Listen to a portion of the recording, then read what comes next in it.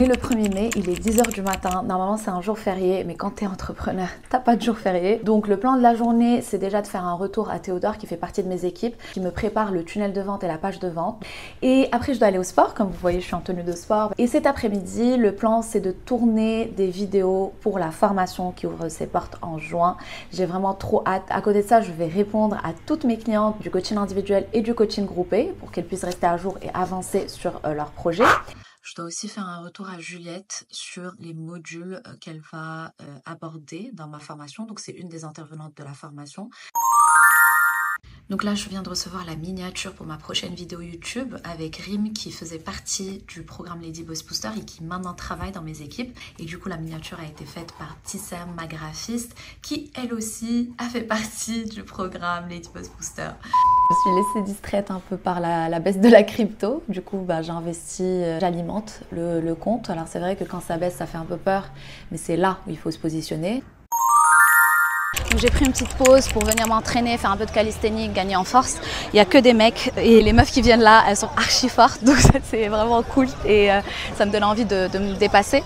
Je n'ai pas bougé de ma chaise, ça fait 6 heures, il est 20 h. Je viens de terminer le pitch de la VSL que je devais absolument finaliser avec Margot et j'ai aussi dû répondre à toutes mes clientes, en sachant qu'aujourd'hui c'est un jour férié. Il faut savoir que tous les jours fériés et les week-ends, mes clientes elles sont en feu parce que du coup elles n'ont pas leur CDI, elles ont grave du temps pour avancer sur leur projet. Donc je suis sollicitée de partout, donc pas évident parfois, mais ça me plaît aussi de les voir avancer. Donc ouais, voilà, c'était une journée assez fatigante. Il est 20 h, je commence à avoir faim.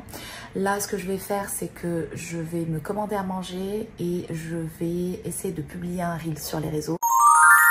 On est le 2 mai, je suis dans le taxi, je vais au bureau et je me suis réveillée un peu dans un bad mood parce que j'ai un problème de deadline qui n'a pas été respecté par un membre de mon équipe.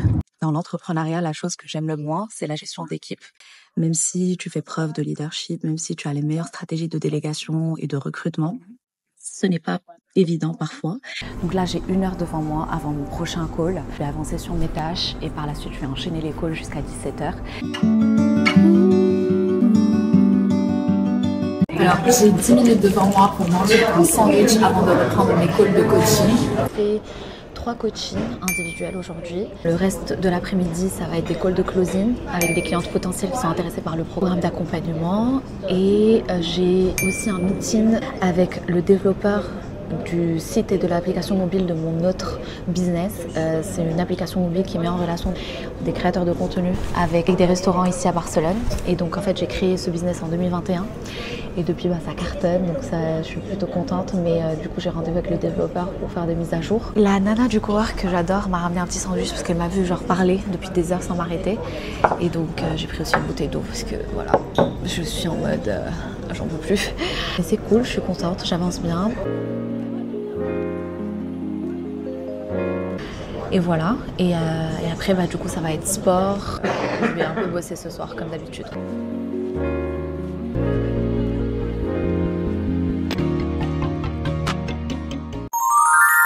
Je viens d'arriver à la salle, il est 20 h.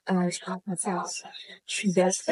On est vendredi 3 mai, je viens de me réveiller. Ça m'a fait du bien de ralentir le rythme ce matin. J'ai pris un peu plus de temps pour moi. Donc là, je vais prendre mes compléments alimentaires comme chaque matin. J'en prends pas une tonne, je prends du magnésium et de la vitamine C. Le magnésium, j'en prends un le matin et un le soir. Et mon petit chéri m'a ramené mon matcha ce matin. Et je vais enchaîner sur une journée de travail. Vous le savez, j'avais investi dans l'immobilier il y a quelques années déjà, donc j'ai quelques appartements que je mets en location. Et les aléas de Airbnb, c'est que forcément je suis loin des appartes et donc j'ai une agence qui s'en occupe. Sauf que cette agence fait de la merde, donc j'ai dû la changer cette semaine, j'ai dû prendre quelqu'un d'autre. Mais du coup, il fallait tout montrer à cette personne, prendre une femme de ménage, une nouvelle femme de ménage et bref. Tout ça, ça m'a pris un temps fou. Les aléas aussi de l'investissement immobilier, c'est que parfois quand ça merde, il faut s'en occuper. Ce matin, j'ai aussi dû faire les paiements des prestataires, donc il faut te faire des retours et tu prends des notes s'il te plaît. Là, je démarre mon call avec le monteur vidéo. Je commence un call d'onboarding avec une cliente qui vient de rejoindre l'accompagnement individuel. Alors là, je viens de finir la 5e séance avec Salima. Coucou Salima. Le dernier coaching de la semaine, on finit en beauté. J'ai reçu mes livres que j'ai commandés la semaine dernière et là, j'ai ouvert au hasard une page qui était super intéressante sur une stratégie que j'ai envie de mettre en place. Et du coup, je me suis retrouvée à lire le chapitre. Donc là, je viens de finir le coaching. Il y a ma femme de ménage qui est juste là, qui est en train de faire le ménage. Ça, c'est un vrai bonheur puisque du coup, je suis focus sur mes projets. Il est 18 h, il me reste un seul call avant de filer à mon cours de danse. Donc là, c'est le call avec l'équipe de Lady Boss Booster. Pareil, ou soit mieux relancer, ou soit faire en sorte effectivement que les personnes se présentent à chaque fois. Alors là, je fais un peu de cardio avant d'aller à mon cours de danse, donc j'y vais en vélo. C'est bon, je suis à mon cours de danse.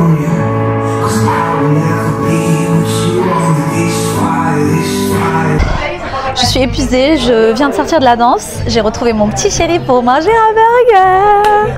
C'est genre mon moment préféré, je pense, de la semaine.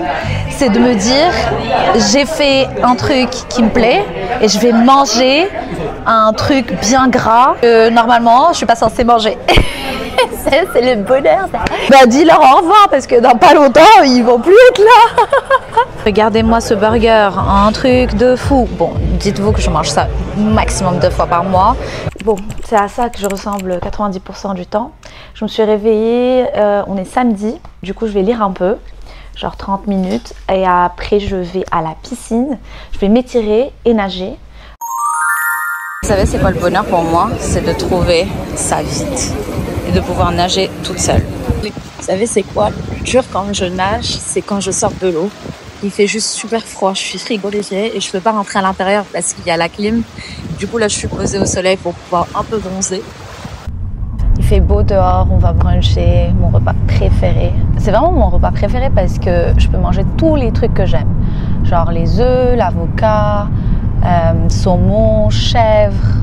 Parfois, je rajoute même la sauce truffe. Je vais me régaler. Donc là, je suis avec Anya, la propriétaire du Gabiz. Il faut savoir que Anya, je la connais depuis environ 4 ans. Donc c'était une de mes premières rencontres à Barcelone. Et là, du coup, j'ai pensé à faire des questions-réponses avec Anya pour qu'elle puisse aussi vous donner son feedback sur ce type de business qui est la restauration. Quelles étaient tes peurs au début quand tu t'es lancée et comment tu les as surmontées? Écoute, la première peur évidemment il faut parler des finances. C'est un investissement énorme, ouvrir un restaurant. Et puis moi j'ai ouvert pendant la pandémie, donc j'avais un peu une montagne, on va dire, de stress parce qu'on ne savait pas exactement ce qui allait se passer. Est-ce que ça va continuer? Est-ce que je vais perdre tout ce que j'ai investi? Est-ce que la pandémie va rester encore 5 ans? Donc j'avais un peu toutes ces craintes, mais j'avais aussi un peu cette mentalité, surtout à l'époque, et je l'ai encore, mais un peu cette mentalité où j'accepte aussi de perdre, on va dire. Donc je pense que tu peux pas te mettre dans un business comme ça sans accepter qu'il y a une possibilité de perdre. Effectivement, la prise de risque pour moi c'est un élément essentiel dans le business et donc du coup faire taire un peu cette petite voix qui nous dit et si ça va pas marcher et si tu fais ça et du coup tu perds tout ton argent, il faut l'accepter, il faut faire taire cette voix et foncer quand même. Juste s'il y a quelqu'un qui veut lancer ce type de business, notamment un restaurant comme premier business, quel conseil lui donnerais-tu? Est-ce que c'est un business que tu conseillerais justement? Moi honnêtement je le conseillerais pas. J'ai envie de dire que si tu n'as pas vraiment énormément de patience, de motivation et de passion, c'est vraiment le pire business parce que vraiment c'est très dur. Donc vraiment en termes de staff, en termes d'organisation, production à grande échelle, c'est hyper difficile. Et même avec la passion et etc., ça reste hyper difficile. Donc pour quelqu'un qui est plus par rapport qui pense vraiment juste à un investissement, comment fructifier son argent, je ferai jamais ce genre de business très dur. Effectivement, c'est ce que je conseille aussi les Lady Boss de Lady Boss Booster, donc le programme. Je leur conseille souvent de commencer déjà par acquérir des compétences business, notamment en lançant un business en ligne qui ne nécessite aucun investissement de départ, parce que c'est ça qui va aussi les faire gagner en confiance, leur donner de la force, leur donner toutes les stratégies qu'il faut pour par la suite justement partir sur un business de cette taille-là, de cette envergure et qui nécessite un gros investissement. En tout cas, Ania, tu peux être fière de toi parce que je t'ai connue, tu avais un seul restaurant. Là, maintenant, tu en as 3. Donc, l'évolution a été assez rapide et c'est vraiment cool. Ce que tu fais, elle a les nerfs solides, Ania. Et merci, Ania, pour ton intervention. Merci à toi. Bisous, bisous. Donc là, je suis venue acheter un petit cadeau à mon chéri, un parfum Dior. Voici Barcelone, des petits vieux en train de danser. La belle vie. Je suis prête pour aller dîner. Je vous emmène avec moi, mais en 2 secondes. Venez. J'adore manger péruvien, ceviche, tacos, empanadas, petite ambiance avec un DJ.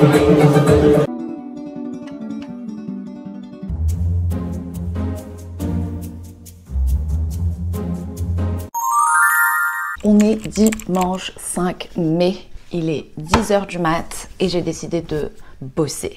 Voilà, toute la journée. Bosser toute la journée. Pourquoi? Parce que je dois avancer sur plein de choses. Demain, je tourne la vaisselle et le webinaire, donc il faut que je travaille sur la stratégie du webinaire. J'ai un live du groupe de Lady Boss Booster et entre les deux, je dois aussi délivrer mes clientes en coaching individuel, donc je vais bosser sur leur stratégie, sur ce qu'elles doivent faire, les workbooks, etc. Donc j'ai du boulot. Un petit brunch. Il n'est pas poché. L'œuf n'est pas poché. Oh my god. Il est poché? Bah j'en sais rien. Mais ouais, ah non, moi je suis pas d'accord. Hein. Comment ça? Je suis rentrée, donc là je me suis mise sur mon PC, je bosse depuis 1 heure environ sur la stratégie du webinaire. Je prends des notes, c'est un peu du brainstorming on va dire, et dans 20 minutes je démarre le live du groupe Lady Boss Booster. Donc le but de ce live c'est justement de répondre à toutes leurs questions, de les aider à surmonter leurs peurs, leurs doutes par rapport aux offres, par rapport au contenu sur les réseaux, et donc forcément je leur donne toutes les stratégies, tous les conseils qu'elles doivent connaître pour avancer. Voilà, je viens de terminer le live avec mes Lady Boss. On est contente ou on n'est pas contente? Bon, elles sont mute. Elles sont trop chou. J'avoue que je commence vraiment à être épuisée, mais je suis passionnée par ce que je fais. Je n'arrive pas à m'arrêter. Je prépare du coup le futur programme d'accompagnement. Des pépites, vraiment des pépites, des conseils comme jamais j'en ai vu sur internet et dans tous les programmes et dans tous les livres. C'est condensé, c'est riche, c'est complet et j'ai trop hâte de le lancer en tout cas.